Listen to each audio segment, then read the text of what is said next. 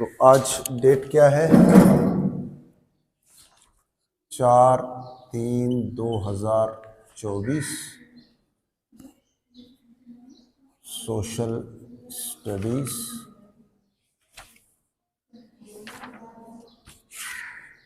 Semester 5th। Okay, आज हमारा जो टॉपिक है वो फॉर्मल एंड इनफॉर्मल एम्प्लॉयमेंट,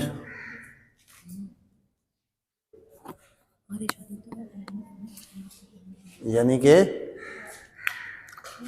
रस्मी और गैर रस्मी रोजगार। तो सबसे पहले तो हम जानते हैं कि what is employment.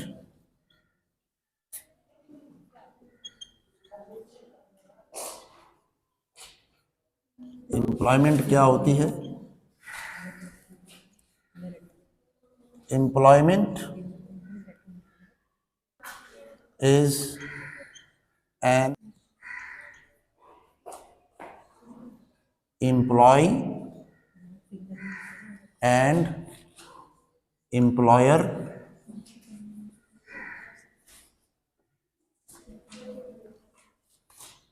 in which employee commit to for that. What is employment? रोजगार की अगर हम तारीफ करें तो रोजगार किसे कहते हैं? तो रोजगार से मुराद एम्प्लॉयमेंट इज एन एग्रीमेंट, ये एक मुआहदे का नाम है। रोजगार एक मुआहदे का नाम है। किनके दरमियान तय पाता है? एम्प्लॉय और एम्प्लॉयर, जो मुलाजिम और एम्प्लॉयर का मतलब मुलाजिमत देने वाला, इनके दरमियान एक मुआहदा होता है एम्प्लॉयमेंट, जिसके तहत एम्प्लॉय ने उस एम्प्लॉयर को अपनी खिदमात प्रोवाइड करनी होती है और उस खिदमात के एवज एम्प्लॉयर ने उसे पे करना होता है, उजरत देनी होती है, उसको वेजेस देने होते हैं। तो इस अमल का नाम एम्प्लॉयमेंट है, एम्प्लॉयमेंट इसको कहते हैं। अब बात करते हैं कि फॉर्मल एम्प्लॉयमेंट और इनफॉर्मल एम्प्लॉयमेंट।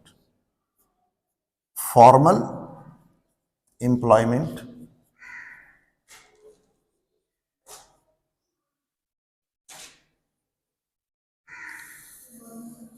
फॉर्मल एम्प्लॉयमेंट से मुराद ये है कि ऐसी मुलाजिमत जो किसी कवायदो ज़वाबित के तहत जिसका मुआहदा तय पाता है, जिसे हम कहते हैं कॉन्ट्रैक्ट। कॉन्ट्रैक्ट, अभी आपकी साथी ने कहा कि सारी ये तो गवर्नमेंट मुलाजिमत कहलाती है, फॉर्मल नहीं, ऐसा नहीं है। अदर देन गवर्नमेंट यानी प्राइवेट सेक्टर के अंदर भी फॉर्मल एम्प्लॉयमेंट मौजूद है। ठीक है, हम इसको इस तरह क्लासिफाई नहीं कर सकते कि गवर्नमेंट या प्राइवेट सेक्टर कोई उसको मुलाजिमत को हम फॉर्मल एम्प्लॉयमेंट कहते हैं, नहीं, बल्कि हमारे लिए जो इसका पैमाना है, जो कसौटी है, वो है contract. Contract in black and white.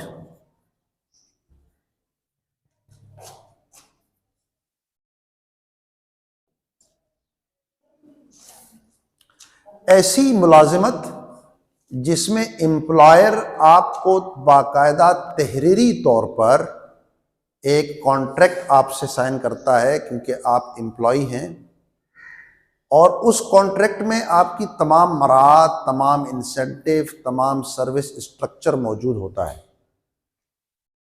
इस किस्म की मुलाजिमत को हम फॉर्मल एम्प्लॉयमेंट कहते हैं।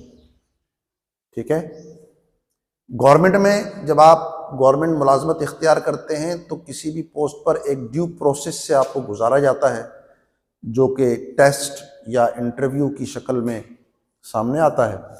उस टेस्ट और इंटरव्यू को क्लियर करने के बाद आपको गवर्नमेंट सेक्टर एक ऑफर लेटर ऑफर करता है कि जी ये हमारी टर्म्स एंड कंडीशंस हैं, अगर आपको हमसे मुआहदा करना है तो इन टर्म्स कंडीशन को पढ़ लीजिए।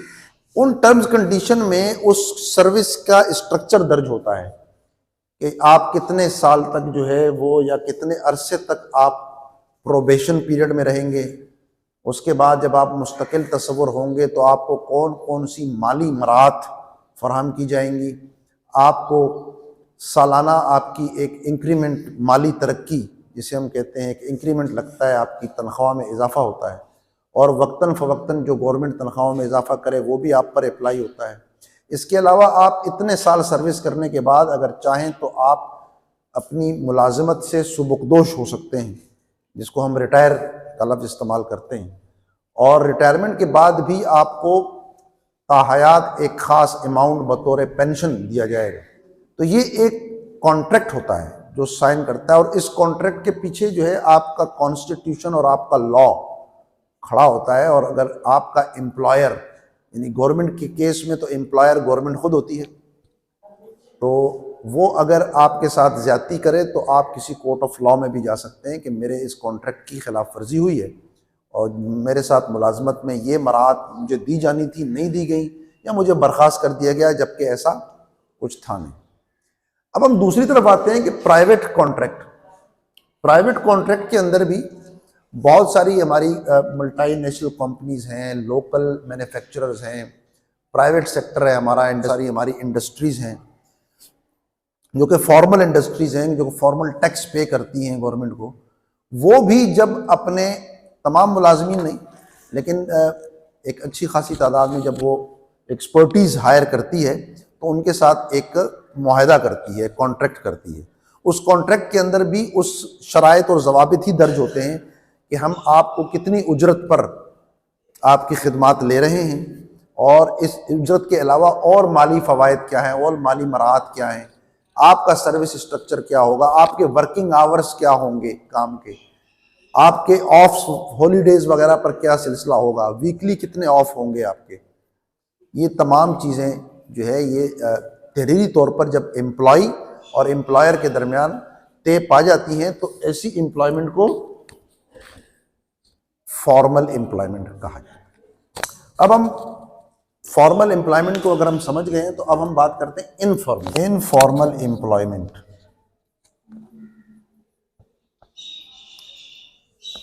इसके नाम से जाहिर है गैर रस्मी, यानी इसमें रस्मी मिस है, इसमें रस्मी तौर पर कोई कॉन्ट्रैक्ट नहीं होता। लेकिन इसका ऐसा भी नहीं है कि इसमें कोई एम्प्लॉय नहीं होता या एम्प्लॉयर नहीं होता। एम्प्लॉय भी होता है, एम्प्लॉयर भी होता है, लेकिन इन दोनों के दरमियान कोई कॉन्ट्रैक्ट साइन नहीं होता। एम्प्लॉय काम भी करता है, अपनी खिदमात भी पेश करता है, एम्प्लॉयर उसको पेमेंट भी करता है, लेकिन ये सब कुछ एक कॉन्ट्रैक्ट की बेस पे नहीं होता बल्कि वर्बली होता है। हम अपने घरों की मिसाल ले लें, हमारे घरों में बहुत सारी आया मासियां काम करती हैं, क्या इनसे हमने कोई कॉन्ट्रैक्ट साइन किया हुआ होता है? नहीं। क्या इनका कोई सर्विस का स्ट्रक्चर होता है? किसी भी वक्त हम जब उसकी खिदमात से जो है वो मुतमईन ना हो या बगैर किसी वजह के भी हम उसे कहेंगे कल से आप तशरीफ मत लाइएगा, तो उसकी जॉब ख़त्म। इस तरह हमारी इकोनॉमी में, हमारी इस सोसाइटी में बहुत सारी ऐसी जॉब्स हैं जो कि इनफॉर्मल एम्प्लॉयमेंट के ज़िम्मे में आती हैं। मुख्तलिफ कंपनीज, जिसकी अभी मैंने फॉर्मल में आपको एग्जांपल दी, तो फॉर्मल एग्जांपल में तो जो उन्होंने फॉर्मल कॉन्ट्रैक्ट जिन एम्प्लॉय से किए हैं वो तो उनके फॉर्मल एम्प्लॉय हैं, लेकिन बहुत सारा जो हमारा लेबर फोर्स है उन्हीं कंपनीज में, उन्हीं फैक्ट्रीज में, वो इनफॉर्मल एम्प्लॉयमेंट में आता है। बहुत सारे लोगों को डेली वेजेस पर जो है वो अपॉइंट किया जाता है और उनको फॉर नो रीजंस किसी टाइम भी हायर कर दिया जाता है या फायर कर दिया जाता है, जॉब से निकाल दिया जाता है, जॉब में ले लिया जाता है। उनको बहुत कम मराहत दी जाती है, उसके एवज उनसे ज़्यादा काम लिया जाता है। ठीक है, ऐसा कंपनीज वगैरह क्यों करती हैं? क्योंकि याद रखिए इनफॉर्मल एम्प्लॉयमेंट में एम्प्लॉयर फायदे में रहता है और एम्प्लॉई जो है वो नुकसान में रहता है।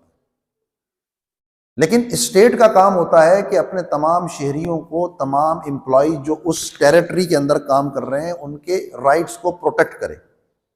तो पाकिस्तान में भी लेबर लॉ मौजूद है और जो भी पाकिस्तान में कंपनी ऑपरेट करेगी वो बाइंड है उस पर, ये पाकिस्तान के लेबर लॉस कि उन पर वो अमल करे। अब पाकिस्तान के लेबर लॉ में एक लॉ ये भी है कि अगर कोई एम्प्लॉय किसी एम्प्लॉयर के पास काम करता है और वो एम्प्लॉयर, उसकी कंपनी, उसका इदारा, उसकी फैक्ट्री, उसका ऑफिस रजिस्टर्ड है गवर्नमेंट ऑफ पाकिस्तान के पास, तो अगर वो एम्प्लॉई 90 दिन से ज़्यादा उसके पास मुलाजमत पर रहा तो वो एम्प्लॉयर पाबंद है कि उसे मुस्तकिल कर दे। मुस्तकिल करने से हमारी मुराद कि अब उसे इनफॉर्मल एम्प्लॉयमेंट के दर्जे से बढ़ाकर फॉर्मल एम्प्लॉयमेंट के दर्जे पर पहुंचा दे। लेकिन अमूमन ये फैक्ट्रियां, ये कंपनियां क्या करती हैं कि जैसे ही 90 डेज करीब आते हैं उन एम्प्लॉयज़ को वो फायर कर देते हैं और 2-4 दिन के गैप से दोबारा उनको रख लेते हैं। तो इस तरह एक साइकिल ये चलाते हैं 80, 89, 80 डेज का, ताकि जो लेबर लॉ है वो इफेक्ट ना हो सके, वो उन पर लागू ना हो सके। ठीक है, पाकिस्तान एक ऐसा मुल्क है कि यहाँ अनडॉक्यूमेंटेड इकोनॉमी है और अनडॉक्यूमेंटेड इकोनॉमी की कई एक वजूहात हैं। उनमें से एक वजह यह भी है कि एक बहुत बड़ा हमारा जो लेबर फोर्स है वो इनफॉर्मल एम्प्लॉयमेंट के ज़िम्मे में आती है। ठीक है, और इस चीज़ को ये स्टेट की जिम्मेदारी है कि तमाम एम्प्लॉयज़ की जो एम्प्लॉयमेंट है उसको फॉर्मल स्ट्रक्चर के अंदर लेकर आए। लेकिन जैसे मैंने आपसे कहा कि फॉर्मल एम्प्लॉयमेंट में जब लेबर लॉ लागू होते हैं तो जो एम्प्लॉयर होता है वो उसकी कॉस्ट बढ़ा देता है। एक तरफ उसकी कॉस्ट बढ़ जाती है, दूसरी तरफ उसकी प्रोडक्टिविटी कम हो जाती है। हमारे यहाँ बदकिस्मती से कहना पड़ता है कि जो फॉर्मल एम्प्लॉयमेंट के ज़िम्मे में जो एम्प्लॉयज़ आते हैं, अगर आप उनकी प्रोडक्टिविटी को कंपेयर करें, यानी वो कितना काम करते हैं, क्या प्रोड्यूस करते हैं, क्या परफॉर्म करते हैं, उनका मवाजना आप उस सेक्टर से करें जिसको हम इनफॉर्मल एम्प्लॉयमेंट का सेक्टर कहते हैं, तो उनकी प्रोडक्टिविटी बहुत कम है। और इस तरह जो प्राइवेट सेक्टर होता है, जो एम्प्लॉयर होता है, उसकी कॉस्ट बढ़ जाती है और प्रोडक्टिविटी भी कम हो जाती है। यानी आसान लफ्ज़ों में उसे ज़्यादा पैसे पेमेंट करने पड़ते हैं और उसके एवज काम उसको कम मिलता है। तो ये छोटा सा एक सवाल था। अब हम ये कहते हैं कि इन पर चेक के लिए वो ऐसा क्या करती है हुकूमत के इनफॉर्मल एम्प्लॉयमेंट के साइज को रिड्यूस किया जाए? Any idea? क्योंकि it is a government, it is a state responsibility to reduce the size of informal employment in the country. ये कह रही हूँ कि इनफॉर्मल एम्प्लॉयमेंट में ये टैक्सेस पे करते हैं या नहीं करते? जो एम्प्लॉय होता है, चाहे वो फॉर्मल में हो, इनफॉर्मल में हो, टैक्स के कवानीन तो ये हैं कि एक खास अमाउंट है, उस अमाउंट से ऊपर जितनी भी आमदनी होगी वो काबिल टैक्स आमदनी है। काम वो इनफॉर्मल या फॉर्मल एम्प्लॉयमेंट सेक्टर में कर रहा है ये मानी नहीं रखता। मानी टैक्स के लिए सिर्फ एक चीज रखती है, चाहे कोई रेडी लगा रहा है, वो तो सेल्फ एंटरप्रेन्योर है ना। जो रेडी लगाने वाला है वो तो किसी का एम्प्लॉय नहीं है, वो तो सेल्फ एंटरप्रेन्योर है, उसका अपना कारोबार है, वो रेडी लगाता है, वो सब्जी बेचता है।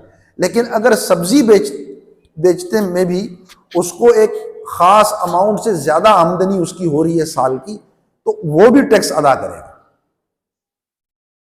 जो टैक्स के कवानीन हैं, जो टैक्स का तरीक़ाकार है और जो टैक्स का फलसफा है, वो तो टोटल जुदा है। यहां पर सिर्फ हम इसको इतना समझ लेते हैं कि चाहे कोई मुलाजिम फॉर्मल एम्प्लॉयमेंट के ज़िम्मे में आता हो या इनफॉर्मल के ज़िम्मे में आता हो, एक खास आमदनी से ज्यादा उसकी इनकम है तो वो उस आमदनी पर टैक्स देने का पाबंद होगा। मेरा सवाल ये था कि हुकूमत ऐसा क्या करती है और ऐसा क्या कर सकती है, क्या कर रही है कि इनफॉर्मल जो एम्प्लॉयमेंट है इसके साइज को कम से कम किया जाए। देखें, ये इकॉनमी एक बहुत बड़ी चीज़ होती है। किसी भी मुल्क में कई तरह के कारोबार हो रहे होते हैं। तमाम के तमाम कारोबारों को रेगुलेट करना, although it is a state responsibility, but it is a quite difficult task to do. लेकिन गवर्नमेंट रिड्यूस जरूर कर सकती है इसके साइज को। तो गवर्नमेंट इसके लिए क्या करती है? सर जैसे आपने एग्जांपल दी थी कि इसे 3 महीने तक यानी कि आपको फॉर्मल में कर दिया जाता है, तो सर गवर्नमेंट ऐसा मुआहदा करे इन फैक्ट्रियों से कि आप यानी कि जो 3 महीने तक आप कह रहे हैं, तो इसको अगर आप 3 महीने के अंदर ही ये टारगेट रखें कि कोई जो है आपके पास एम्प्लॉय आ रहा है। मैं समझ गया आपका सवाल। तो देखें, बात यह है कि ये जो मैंने सवाल आपसे किया था इसका मौजूद जवाब ये है कि गवर्नमेंट बाकायदा एक मिनिस्ट्री कायम करती है, एक वजारत कायम करती है जिसको वजारत मेहनत कहते हैं। एक महकमा है जिसको मिनिस्ट्री ऑफ लेबर कहा जाता है, वजारत मेहनत। और उसकी जिम्मेदारी यही है कि वो जो इस्तेहसाल हो रहा है इनफॉर्मल एम्प्लॉयमेंट में उसको रोके, उसको कम करे। तो वो कुछ कवानीन बने हुए हैं कि जो इन फैक्ट्रीज पर, जो खासकर प्राइवेट सेक्टर्स के अंदर है। देखें, जो फॉर्मल एम्प्लॉयमेंट मौजूद है हमारे पास, वहाँ तो कॉन्सेप्ट ही नहीं है इनफॉर्मल एम्प्लॉयमेंट का गवर्नमेंट सेक्टर में। वो तो मैंने आपसे जिक्र कर दिया। मसला तो इनफॉर्मल एम्प्लॉयमेंट का है, और इनफॉर्मल एम्प्लॉयमेंट भी प्राइवेट सेक्टर जो है ये इसमें इन्वॉल्व है। मुख्तलिफ जो छोटी छोटे दुकानें, छोटी छोटी फैक्ट्रियाँ, यानी कई तरह के ऐसे कारोबार, कई तरह के ऐसी सर्विसेज प्रोवाइडर्स जो इकोनॉमी में ऑपरेट कर रहे हैं। सम टाइम तो ये भी देखा गया है पाकिस्तान जैसे मुल्क में कि वो खुद भी जो है वो गवर्नमेंट से मंजूर शुदा नहीं है, यानी वो रजिस्टर्ड नहीं है।